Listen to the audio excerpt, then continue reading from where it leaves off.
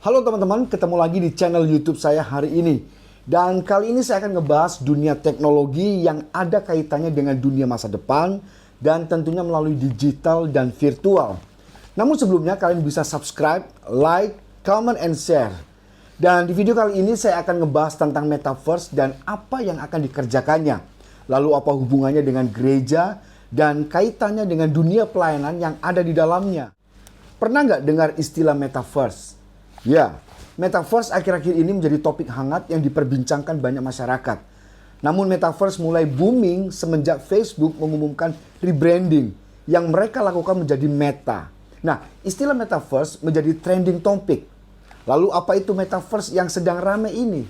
Nah, nama tersebut merupakan rebranding dari fokus perusahaan yang kini melebarkan sayapnya dengan membuat dunia virtual yang disebut dengan Metaverse. Istilah Metaverse merujuk secara luas pada gagasan tentang dunia virtual yang dapat diakses oleh banyak orang, walaupun menggunakan perangkat berbeda.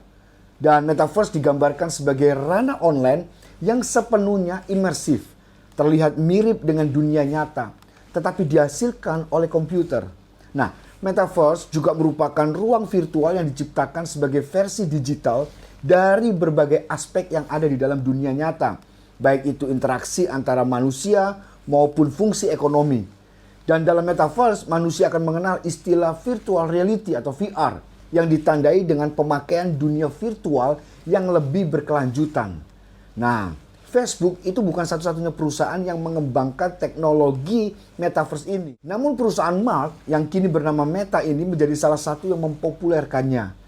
Dan visi Mark Zuckerberg itu mengatakan bahwa Metaverse adalah evolusi selanjutnya untuk jejaring sosial. Mewujudkannya, orang perlu memakai headset VR atau kacamata augmented reality yang menempatkan dunia digital ke dunia nyata. Mungkin juga ada hologram manusia hidup yang dipancarkan ke dunia nyata dari sistem proyeksi mutakhir.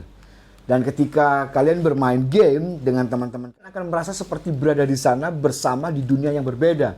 Tidak hanya di komputer kalian sendiri, kata Mark. Dan ketika kalian sedang rapat di Metaverse, kalian akan merasa seperti berada di ruangan bersama-sama melakukan kontak mata, memiliki rasa ruang yang sama, dan tidak hanya melihat kisi-kisi wajah di layar, seperti di layar Zoom. Bahkan di Metaverse ini, para arsitek juga bisa mendesain bangunan digital. Tidak hanya itu, konser juga dapat dilakukan tanpa harus berada di lokasi secara fisik. Sistem ekonomi baru berdasarkan cryptocurrency dan koleksi digital yang dikenal sebagai NFT akan memungkinkan orang membeli serta menjual barang dan jasa. Nah, apakah Metaverse akan menggantikan internet? Mark Zuckerberg memberikan gambaran bahwa Metaverse sebagai internet yang akan diwujudkan, yang pada dasarnya adalah versi internet yang ditingkatkan. Dan penggunaannya dapat memiliki pengalaman berbeda yang tidak didapatkan pada aplikasi atau halaman web 2D atau dua dimensi. Kalian perlu tahu bahwa di masa depan, teknologi Metaverse ini dimungkinkan bisa digunakan untuk membawa barang-barang secara virtual. Sebagai contoh adalah saat kamu membeli satu pakaian dari sebuah aplikasi dan dipindahkan ke aplikasi lainnya. Tidak hanya kemeja yang ringan dan bisa digenggam, barang sebesar mobil pun kabarnya bisa diperlakukan serupa. Nah, loh. Melalui inovasi, teknologi-teknologi baru dalam Metaverse mungkin terdengar seperti mustahil. Namun kita tidak bisa menutup mata bahwa internet terus berkembang. Kejadian-kejadian yang tidak mungkin di masa lampau itu bisa menjadi kenyataan di masa kini. Nah, apakah Metaverse ada dalam rancangan Tuhan? Ini pertanyaannya.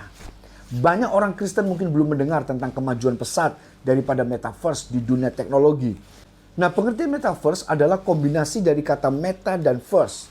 Meta itu mengacu kepada sesuatu transenden atau di luar dari kemampuan manusia. Sementara verse itu artinya alam semesta. Namun secara umum Metaverse diartikan dengan ruang digital tempat berkumpulnya orang-orang untuk berinteraksi satu sama lain. Hal ini mencakup semuanya, mulai dari platform media sosial, video game, sampai situs perbankan online.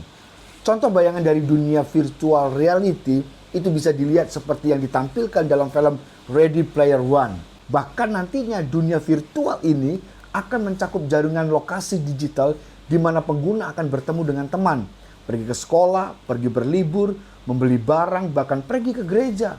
Nah, sisi lain daripada metaverse adalah, apakah metaverse itu buruk? Tidak sepenuhnya. Karena metaverse akan membuat dunia pendidikan akan semakin canggih. Belum lagi biaya transportasi akan berkurang karena orang-orang lebih banyak memilih tinggal dan bekerja di rumah. Kerusakan lingkungan bisa berkurang, tapi semuanya tergantung daripada teknologi apa yang digunakan. Namun sisi buruknya adalah penggunaan teknologi, khususnya internet, itu sangat rentan dengan peretasan. Jika metaverse ini benar-benar sudah diterapkan, kemungkinan peretasan akan lebih meningkat. Karena pelaku cybercrime itu mengincar data-data berupa identitas pribadi, keuangan, dan medis. Bahkan akan muncul banyak kasus di mana kita tidak lagi bisa membedakan yang mana orang yang baik dan mana yang jahat. Selain itu akan muncul juga masalah sosiologis, di mana orang yang hidup secara online tidak akan melihat para tunawisma di kota mereka.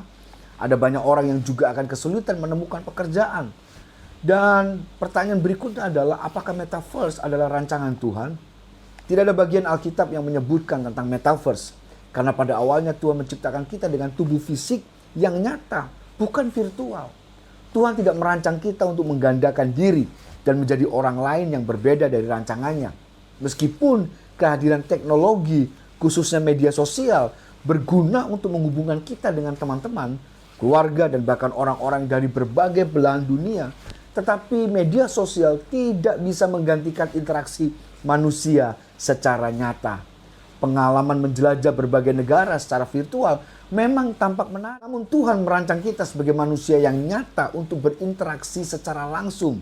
Kita melihat di dalam Kejadian 1 ayat yang ke-20. Seperti orang-orang yang menggunakan layanan online, dating pun mewajibkan pertemuan mereka di kehidupan nyata sebelum melanjutkan hubungan ke tahap yang lebih serius. Meski begitu, dunia metaverse tidak seharusnya jadi alasan kita untuk takut atau khawatir dengan perkembangan zaman sekarang ini. Tuhan masih bekerja mengawasi dunia. Meskipun metaverse menawarkan kita kebebasan untuk menjadi apapun yang kita mau, namun kita tidak bisa lupa dengan identitas kita sebagai anak Tuhan. Kita adalah manusia fisik yang membutuhkan interaksi nyata dengan semua makhluk ciptaan Tuhan. Tahukah kalian, Yesus tidak datang ke dunia dalam bentuk avatar digital, tetapi dia datang dalam tubuh fisik manusia untuk mati dan menebus kita. Sama seperti Yesus, tubuh fisik kita memang hanya sementara sebelum roh kita kembali kepada Bapa. Metaverse memang bisa dijadikan sebagai alat untuk terkoneksi dengan orang-orang lain. Tetapi dunia ini tidak akan pernah bisa memberikan manusia kelimpahan hidup yang Tuhan janjikan atas kita. Pencuri datang hanya untuk mencuri dan membunuh dan membinasakan. Tapi aku datang supaya mereka mempunyai hidup dan mempunyainya dalam segala kelimpahan. Itu sebabnya gereja Tuhan, bersiaplah untuk metaverse, dunia digital dan virtual yang akan membawa kita kepada sebuah pengalaman yang berbeda. Tetapi sekali lagi saya katakan kepada kalian semuanya bahwa kasih setia Tuhan itu tidak mengubah apapun dalam kehidupan kita. Bahkan kasih Tuhan itu semakin dahsyat dalam kehidupan kita. Tidak ada yang dapat menggantikan apapun yang bekerja dalam kehidupan kita. Itu sebabnya terus berdoa, minta pimpinan Tuhan supaya kita mengerti rencana-rencana Tuhan yang luar biasa dalam kehidupan kita. Sebab kita tahu bahwa rancangan Tuhan, rencana Tuhan dalam kehidupan kita itu sungguh nyata, sungguh terbukti. Metaverse boleh ada, dunia digital boleh ada, dunia virtual boleh ada, tetapi itu tidak menggantikan kehadiran Tuhan di dalam setiap kehidupan kita. Saya berdoa biar setiap kalian semuanya tetap berpegang teguh kepada kebenaran firman Tuhan. God bless you.